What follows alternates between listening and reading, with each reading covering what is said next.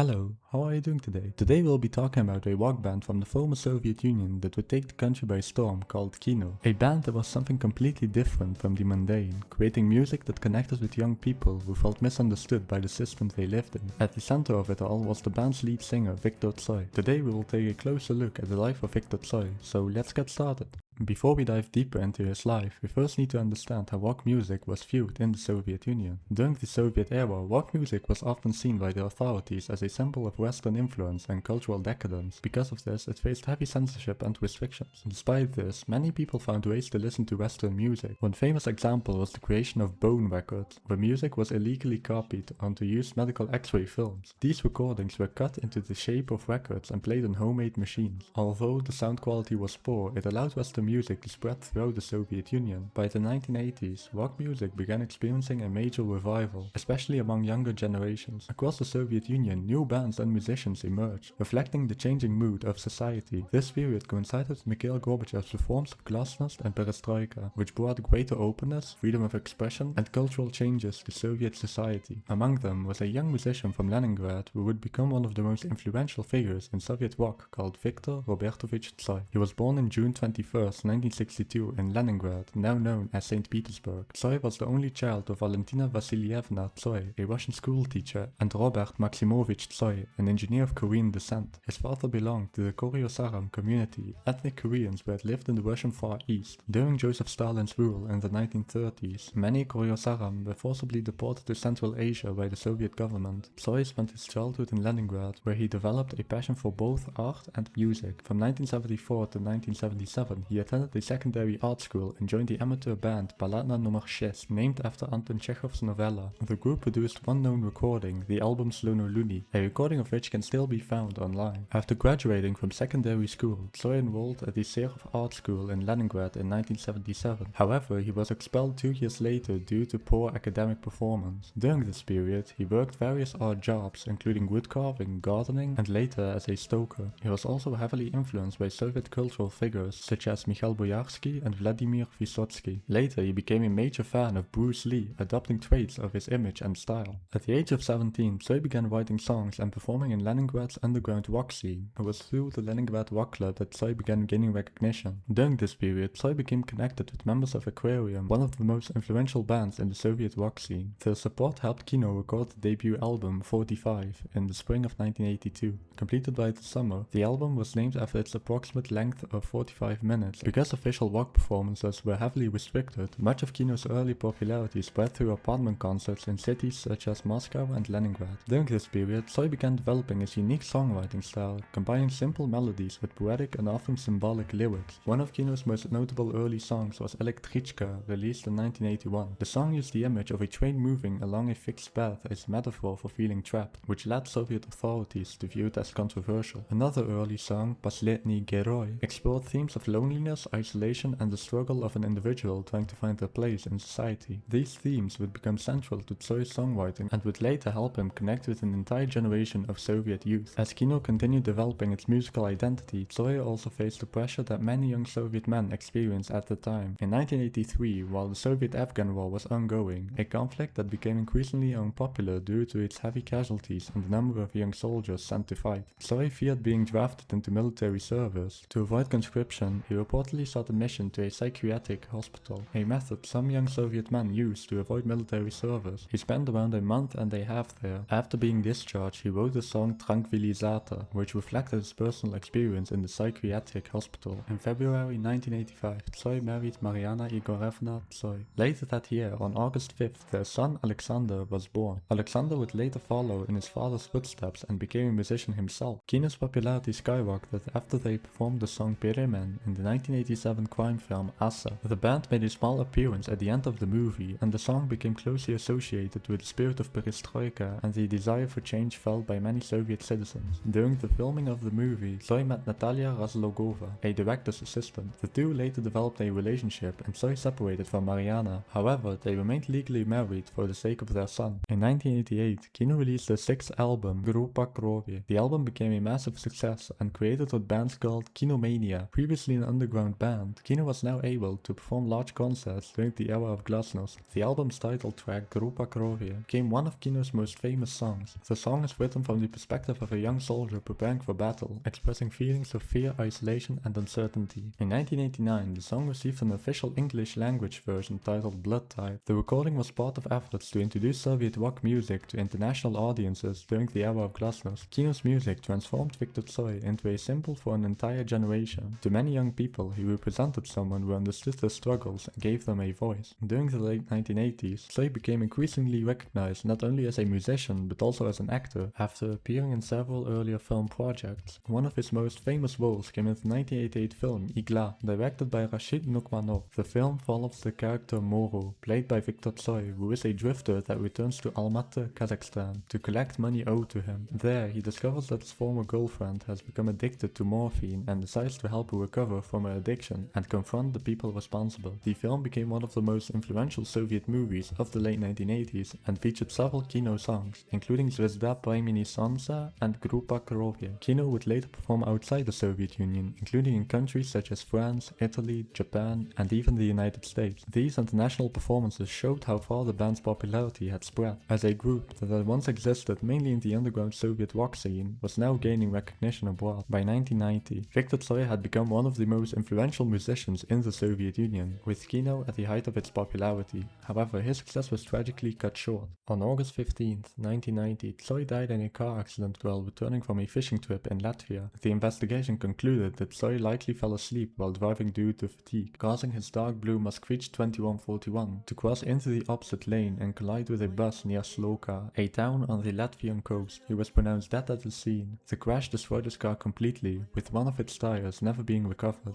The news of his death devastated fans throughout the Soviet Union. For many young people, Tsoi represented more than just a musician. He represented a generation that felt unheard and misunderstood. He was buried at Boguslavskaya Cemetery in Leningrad, where thousands of people gathered to say their goodbyes. After his death, the remaining members of Kino completed the unfinished recordings that Tsoi had been working on. Released in 1991, the album became known as Chorny Album and became one of Kino's most celebrated works. Even after his death, Viktor Tsoi's influence continued to grow. Today, he remains one of the most important musicians in the history of Russian rock. Fans still visit places connected to his life, including the Kamchatka Boiler Room in St. Petersburg, where Tsoi once worked as a stoker. More than 3 decades after his death, Kino's music continues to be listened to by new generations, proving that Viktor Tsoi's voice and legacy are still alive today. Well, I guess that was it, guys. I hope you enjoyed the video and I'll see you the next time. Bye.